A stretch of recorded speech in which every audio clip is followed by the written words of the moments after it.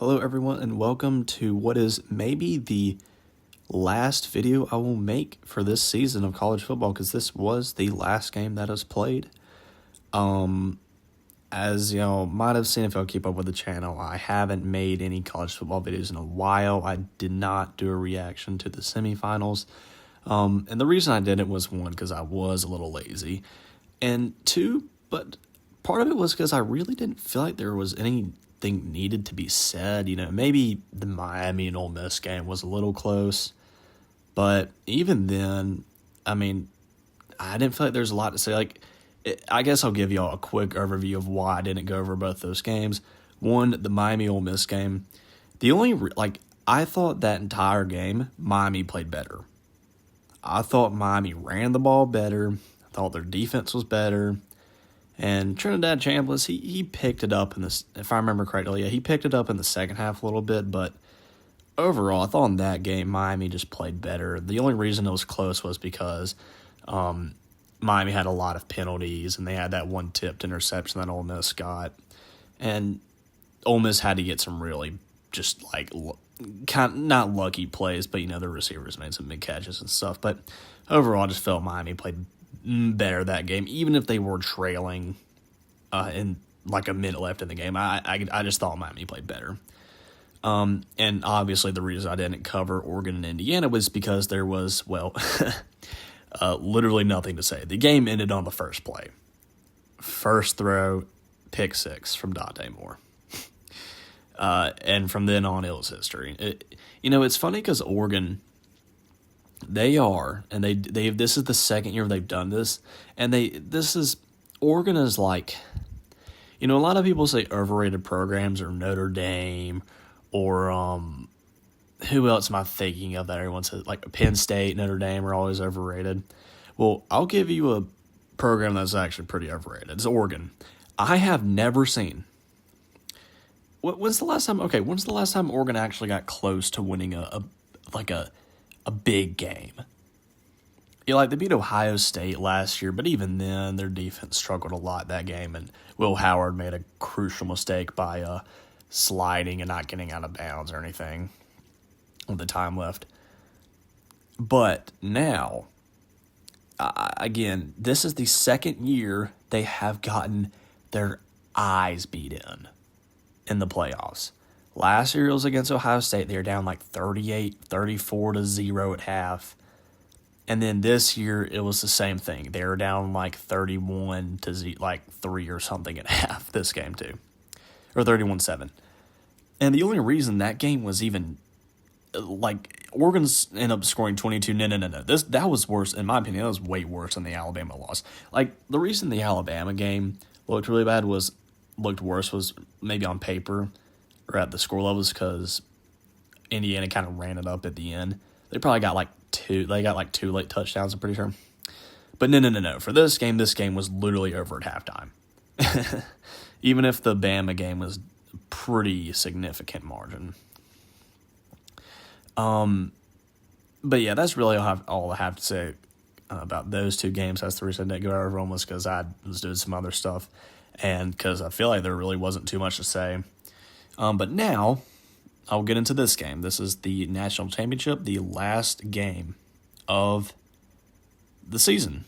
And for this one, I also, there are some, I would say there's a good bit to say, but even then, I think Indiana controlled this game.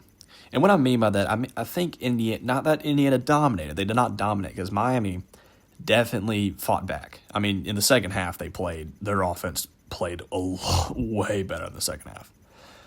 But I think Indiana, they never let this game get out of hand. And even though they did have maybe a bit more penalties than they usually do, and by the way, I will talk about the penalties in a second, but they did not let this game really get away from them.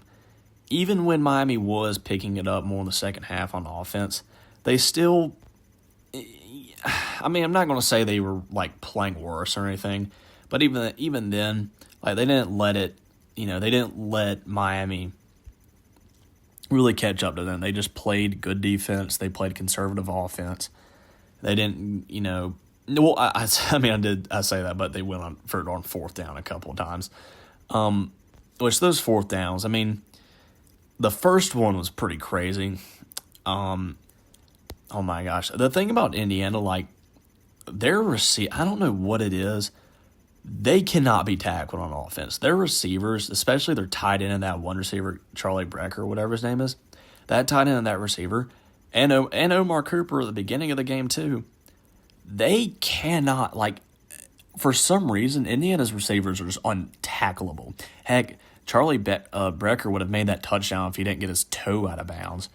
So that was, I mean, Indiana's receivers are just, I've never seen a receiver group that is more hard to tackle than those guys. Other than that, they're, I was saying, yeah, they didn't let the game get out of hand. I would say running back room did okay. It says they had 131 yards, which I actually like. It's surprising because they averaged 2.9 yards a rush actually from this, which is kind of surprising. What else I want to say? Oh yeah, I was going to get into this. That first 4th down conversion, or Mendoza threw to Brecker. The thing about Indiana is, like, when they time up these back shoulder passes, because they are statistically a very, very low percentage catch, and they're very hard to catch. But if you can time it just right, and if your receiver has really good hands, it's essentially undefended. Like, you basically can't defend it if you have a basically perfectly timed pass and like position pass. And if your receiver is really freaking good at catching the ball like Charlie Brecker is,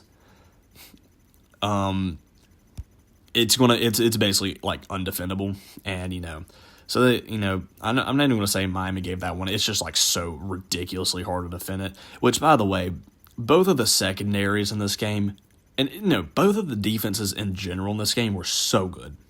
They were so good in this game. The secondaries played amazing. Like, that's why the quarterback percentages are so low. It's not because they were, throwing all these incomplete passes, even though, Carson Beck had a couple, maybe Mendoza did too. But for the most part, just the secondaries were making plays this entire game. They were playing so good.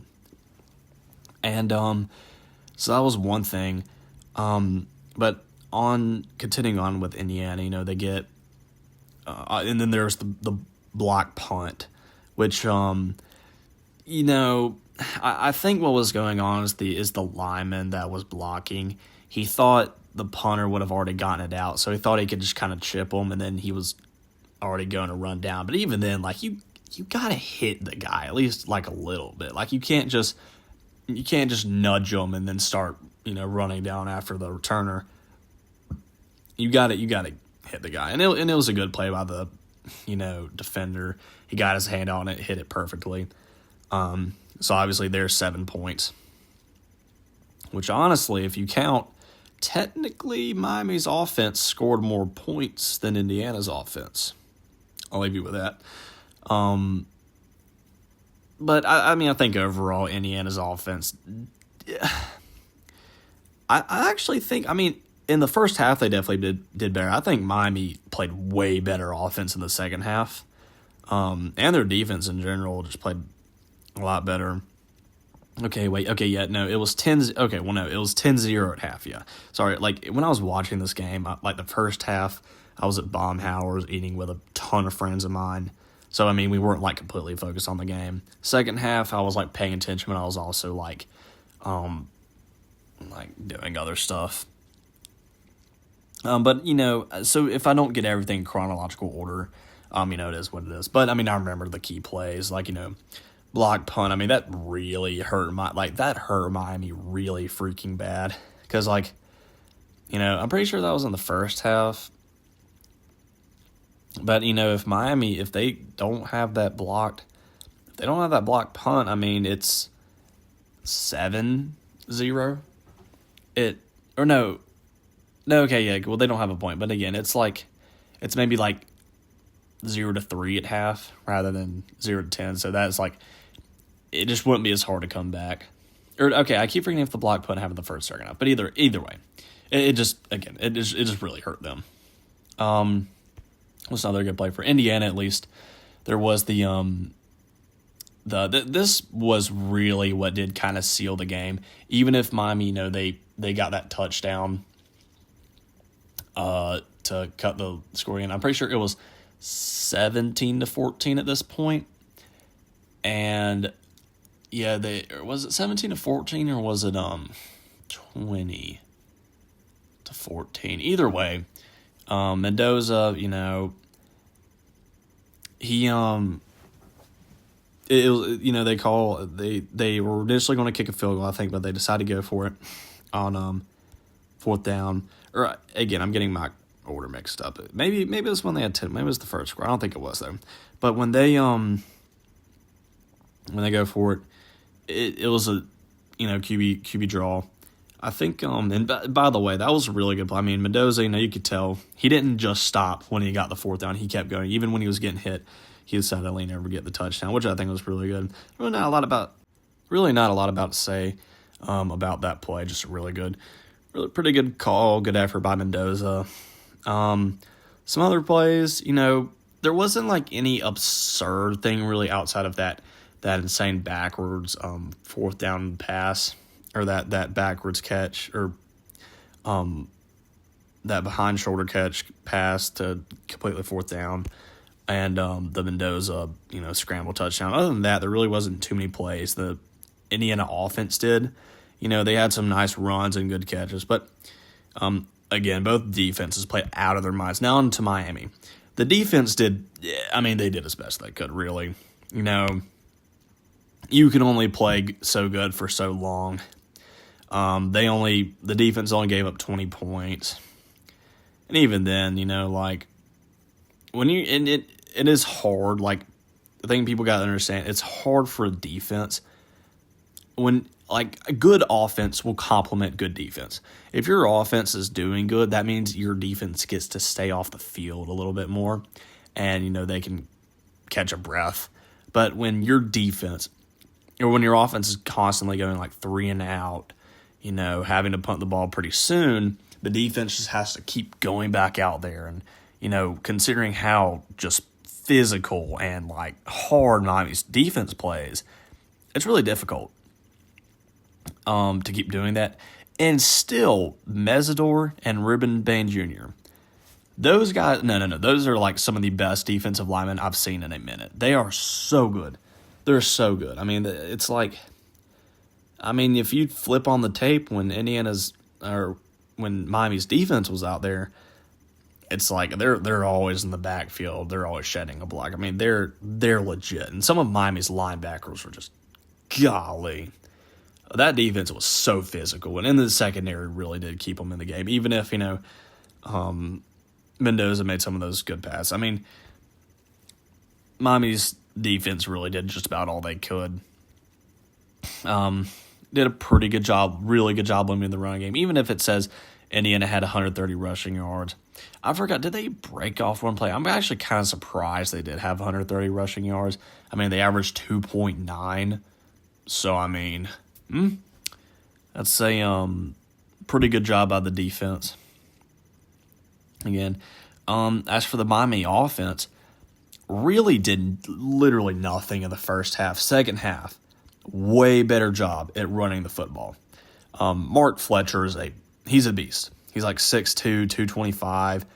He will just stiff arm a guy if he needs to, and he'll not only will he stiff arm, he will drag them with him. We saw it in the Texas A&M game, and he's an aggressive dude, and you could see that when he got in a fight or tried to punch one of the Indiana players. Now, I don't know what was going on in that whole situation. I don't know if the Indiana player said anything to mess with him, but either way, he's a beast. He played really good in the second half too.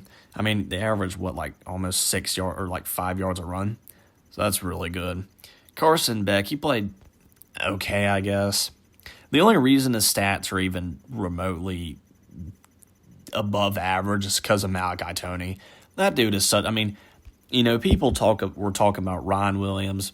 How he should have been. He was the 17-year-old. Well, Mark Fletcher, I think, is what Ryan Williams, or not Mark Fletcher. Malachi Toney was who Ryan Williams was supposed to be. I mean, he's insane. I think he's on like almost that Jeremiah Smith level. He's a dog. I still think Jeremiah Smith is the best receiver in college football. And, I was saying this in the review for this game, but, I mean, you saw it. Like, Jeremiah Smith has something where he's in the playoffs. Like, he just starts going off. You saw it last year, and you saw it this year against the Miami game. Even if Ohio State lost and their offense didn't play great, he is such a beast. I mean, and he's, this video is not about Jeremiah Smith. This is about the national champion. But anyway, Malachi Tony played amazing. Offensive line did pretty good protecting Carson Beck. I'd say the defensive line definitely did pressure. It really didn't feel like Carson Beck really ever got pressure. Just Indiana's secondary, they played so good. They played genuinely so good. I think the best thing, Indiana's defense did do a really good job at stopping the run in the first half.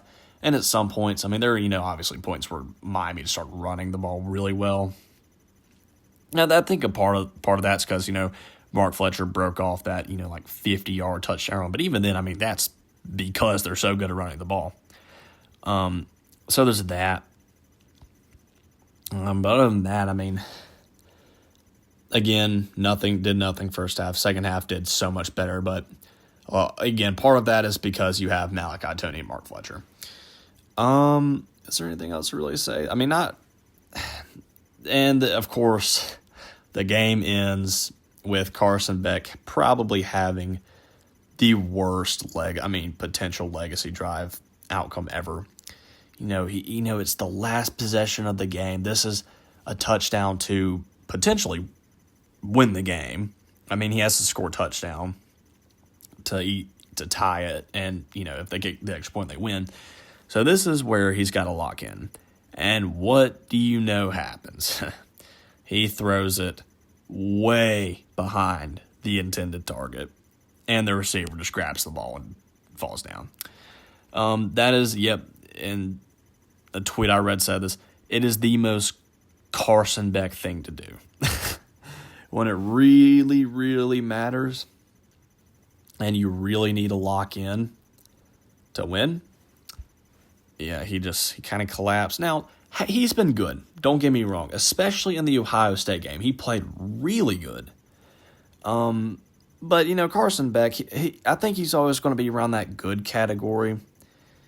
I don't think he's maybe shown flashes of when he can be great, but the great quarterbacks out there are guys like Mendoza. And even though I think Mendoza, compared to other Heisman quarterbacks, is not even the same realm, I still think, he's really good. I think he'll do decent in the NFL. I don't know. Really, from this season, I really feel like there really haven't been very many great quarterbacks. Like, I think Mendoza, you can maybe throw him in the great category, but again, I don't think there have been very many good quarterbacks this year. But again, I'll get into that later. But really, I mean, that is really what I do have to conclude this game. It's just, the other thing, I was talking about penalties earlier. This game was kind of ugly. And what I mean by that, not from all the penalties that were called, it's the ones that were not called. There were a ton of holding calls, a ton of pass interference calls. And I get letting the players play, but like there are some where they're literally just like completely like pulling them for pass interference, or they're like grabbing, tugging on their jerseys when it's trying to be, when they got blown past, for holding on the O-line that should have been called. There, and again, multiple holdings, multiple pass interferences. And Kurt Cinetti was saying at halftime that there should have been 3 roughing the passer calls on Miami. I don't. It was on one drive. I don't know if that was true. Maybe I'm forgetting about what Stravi was talking about. But, Mendoza he has been hit really freaking hard a lot this season. I mean, but, he is still a really good quarterback. And I guess that's really all, that is all I got to say about the game. I think Indiana was just, I think they were, I'd say that, they were the better team. The better team won. They beat them head on in Miami. Even if I think Miami played really a lot better in the second half. But this is a very good matchup. The thing about this was the last good national championship game we had was, I think, in 2021. It was Alabama and Georgia. And that game, that was very unfortunate because Alabama, I'll never forget, they lost their two starting receivers, and that really hurt them. And then the only reason that game looked like it was bad is because Bryce Young threw like a pick six, and then they got like some late touchdowns. But that game was really freaking close, and it was rough. And the annoying part about that game was like Alabama beat the crap. I mean, they demolished Georgia in the SEC championship and then lost him. Georgia usually gets away with that. But anyway, and then, there's the 2022 game, which is probably the worst national championship game in history. There was 2023, which that one was okay, I guess, but Michigan completely dominated Washington. 2024, even if Notre Dame kind of started to come back, that game was over. It was wasn't it 31-7 at halftime? I mean, that game, there hasn't been a good national championship game in some minute, and this was actually a really good one. So, it was a really good game to end the season off. Now, is there anything really else I got to mention? I guess not really. Indiana, the team that has been historically one of the worst programs in college football history, is now a national championship contender and the first team to go 16-0. Just tell that to someone in 2022, 2023, and again, because I think the year that NIL really started to have an impact was 2023. That was when it was really kind of set in motion. Obviously, I think 2023 was kind of when it was happening, and 2024 was the effects, the immediate outcome, because, you saw the weakening of the SEC, and you saw, more teams building, super teams, kind of Ohio State and Texas this year tried to. And even this, in 2026, their recruiting class, right now, or their transfer portal and the recruiting class, they're getting all these players from everywhere. They got Cam Coleman. I'm an Auburn fan. They got and I think Cam Coleman's a top 3 receiver.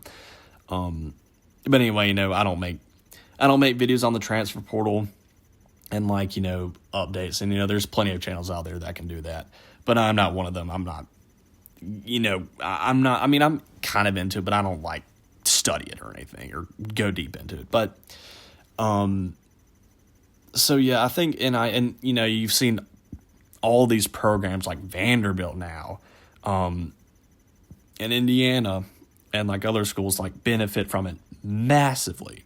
So NIL really has, and I'm sure this is I think the first time since I know it's the first in the BCS era, but even before then, this is the first time in such a long time where one of the national championship contenders hasn't been a historically dominant program. For the past 25 years or 26 years, and even before then, it's just been Alabama, Georgia, Ohio State, Clemson, Michigan. Michigan only recently, before 2023, and even in the 2020s and maybe in some years in the 2010s, they were okay, but they were never a championship contender. And then normally it was Alabama, Ohio State, Clemson, Georgia, LSU. Who else am I thinking of? So, they're Florida won a couple times, and USC. In the 2000s era, so that was it. It was those same teams constantly. And now, and sometimes Oklahoma, and now, with the the NIL and the transfer portal, even though Ohio State won it last year, and they're usually they've always been pretty good. They that year Ohio State still lost 2 regular season games that year.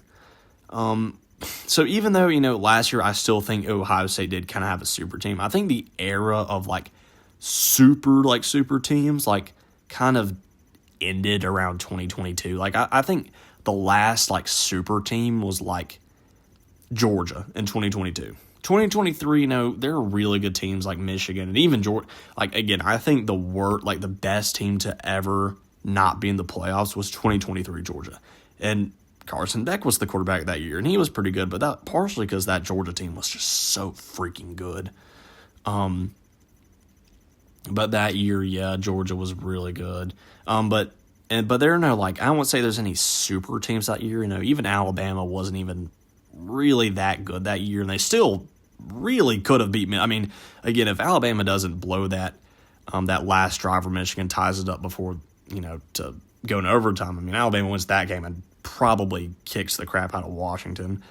So, again, and even though Ohio State had all those really good players, you saw them lose two regular season games. And so I think the era of, like, super teams is kind of over. And I think, again, it's much more balanced. And you can really start a program and build them up really well pretty much anywhere, but only if it's in, like, a major conference. Like, I don't think you could go to the Sun Belt or something like that, like at Troy, and then start, like, some dynasty. No, I don't think that's true. But also because, Indiana's a big school, and they have money. I mean, you saw, Mark Cuban donate, hundreds of millions of dollars to Indiana, and they have tons of alumni. They have a huge alumni base, in donors. So they're not some, random, even though they're bad at sports, the school itself is big, and it has money. And this is also part of the reason I think SEC schools cannot really, this is why they're weakening so much, is now it's coming down to money. And the Midwest schools like Ohio State, Michigan, Indiana, and Penn State have much more bands. They got more bands. In Illinois even, they got more bands than schools in the South. There's like Florida, that's really big. Georgia's pretty big too. And obviously Texas is the main one. But, 2 years ago, Texas won in the SEC. So, or 2 seasons ago. But Texas is really the exception. Like Alabama, they got a big alumni base, and they do. They obviously pay players a lot, but they don't got the bands that Ohio State and Michigan do, I don't think. Maybe I could be wrong, but, generally not. Especially most southeastern schools aren't like. They're pretty big. Like University of Alabama's pretty big. I think Georgia kind of is. I know Florida and Texas are, but again, those are like some exceptions. But you're going to start seeing now the teams with the most moolah really competing. And again, Texas is building super teams. Oregon, despite that, I think now we can start considering them to be in the fraud category. They are still at this point, they're always going to be competing in the playoffs. They have like the easiest schedule every season, and they're always going to be getting all these players. Now, what I do think is going to change is the recruiting methods, because, before it's just recruit the best players out of high school. Like, for example, Alabama, it's just, and this is part of the reason I think Alabama hasn't been very good the past couple of years. It's because they just go off of stars in the portal. And same with Georgia. Georgia and Alabama, the reason they haven't been very good is because all they do is just eat up players through high school recruiting. It's just 5-star, 5-star, 5-star, 4-star, 4-star.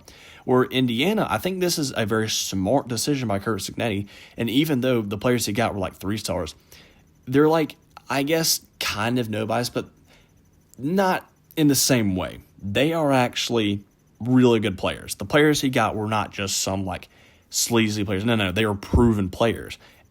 But they didn't have the stars. So that's what Kirsten A did. He got experienced players that showed good production and did not solely get them off of stars, which is what I think a lot of recruiting classes were doing. So he was actually pretty ahead of the curve, and that's why Indiana is so good. They're more experienced. They were more productive. And, a lot of these players, like Alabama's team and Georgia's teams, have been pretty young, it seems like, because they just keep getting, 4-star, 4-star, 5-star, 5-star, and they haven't really proven anything on a college level. So they've been very weak. And even, again, I just think that's a lot to do with it. And even though Ohio State did, they're pretty good. They still struggle. Well, I'm not going to say too much about them because they're still really good. But for the most part, that's why teams like Georgia and Alabama have been so weak. It's because they just keep getting the high school talent, and they don't really think about all these other players from other schools that, sure, their stars aren't, on paper, they don't seem, it's not like they're some super, big recruit coming out of high school that dominant and this and that. But again, I think a lot more teams are going to start looking at, smaller schools and seeing which players are actually more productive. Because, if you go in the NFL, you'll see players from a lot of teams that are not only from teams like Clemson, Ohio State, Georgia. And granted, there are a lot of them, but a lot of them are also from like smaller schools. So again, I think a lot more schools are going to be recruiting based off like proven production and experience, which is going to, and I mean, of course, high school players are still going to get recruited, but they might start going to more like smaller schools now where they can dominate even more and not just immediately go into college and like to a super, huge school where they've really never played on that level before. So they might start going to smaller schools first, which I think is amazing for the game. Like that is just so good because, again, it is very frustrating just to watch a team of a bunch of like unproven players go out there and just start, doing this and that. And for example, the best example of this, and maybe not the best, but it's Ryan Williams, because you saw, again, 5-star coming out of high school, the best receiver, that in the world, in the country at that time, coming out of high school. And what ends up happening to him? Look at where he is today. In my opinion, I will still stand on this. He might have actually been the worst receiver in that Alabama portal, in that Alabama group at that time, and maybe in the nation. And a YouTuber I watched, he pointed it out perfectly. He led the nation in drops.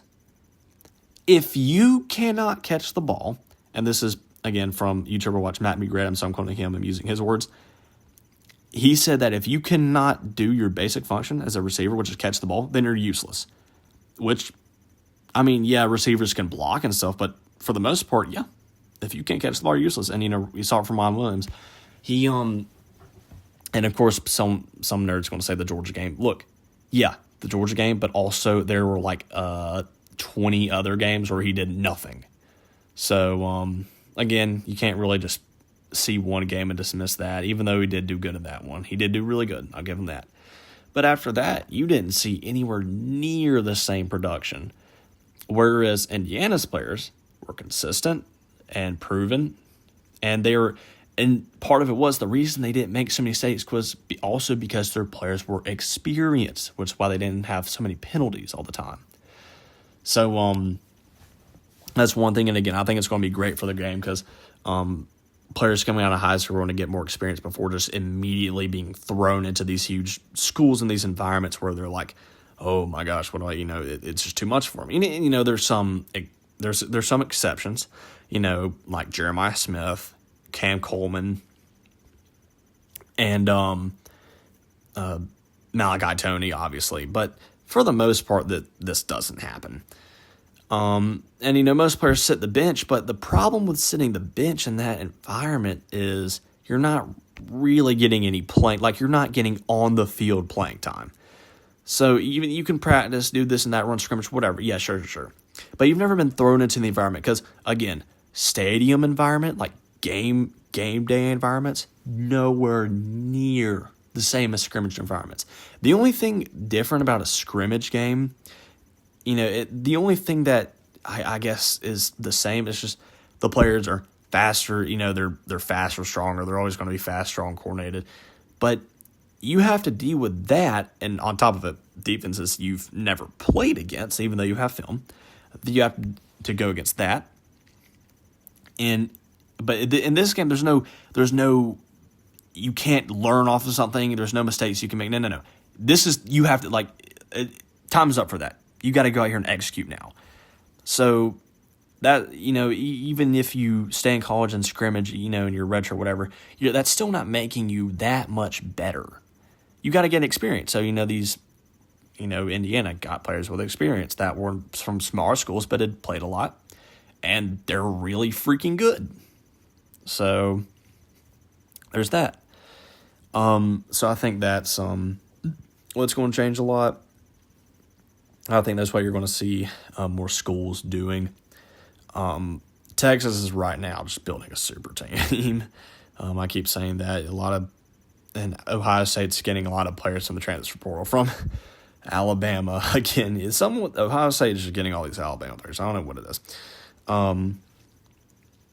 But yeah, it's been a fun season. This season has been amazing. I thought the 2024 season was okay, but this was a great season. I'll say that. Even if some of your traditional teams weren't as good. But I think that's what kind of makes that's what made the season so good, because you saw teams like Vanderbilt go on these runs. You saw teams like Indiana win the national championship game, one of the worst programs in college football history. You saw and then I'm forgetting immediately, but there's some other ones too. So this season was pretty good. So many crazy games. For Miami, I had kind of wrote them off after they lost to SMU. Like, I knew the reason they lost to Louisville was because Carson Beck played absolutely atrocious. You can do whatever. If your quarterback doesn't play that good, if he plays that bad, it's going to be hard to win any game. There's that one. And then SMU, I knew he didn't play too well, but even that one, I was kind of surprised. Like, I was really surprised Miami lost that game. So after that loss, I kind of just forgot about. I'm like, this team is not who I thought they were. After, and I've said this in so many previous videos, I thought Miami in week 4 when they played Florida State, I thought they were I thought they were winning the national championship. Like, I thought that it was going to be them and Ohio State or Indiana, I guess, even though I didn't know it at the time. But I was right at that point. But after, after they lost to SMU, I'm like, nah, this team is not. I don't know. But they were, in fact, really freaking good. And they could have gotten it's crazy that they could have gotten left out. Same with Ohio State last year. And they ended up making it really far. That Miami team they were good. Really good team. Indiana at the start of the year, the reason I didn't really think of them so much is because they just played all these teams and were just beating the snot. I would say the most surprising part was just really how bad they were beating teams. Like, I knew, like, Indiana was a lot better than last year, but this year, no. They were, demolishing teams. Like, the margin of victory was so insane. And the one time they really kind of got close to losing was Penn State, where I think, again, that was an absurd catch. If they don't catch that, they lose the game probably. Or, they don't, but Mendoza had to have, some legacy drive. He didn't even play that. From what I remember, he didn't really even play that good that game. Just in that drive, he went off. And that was an insane catch by Omar Cooper.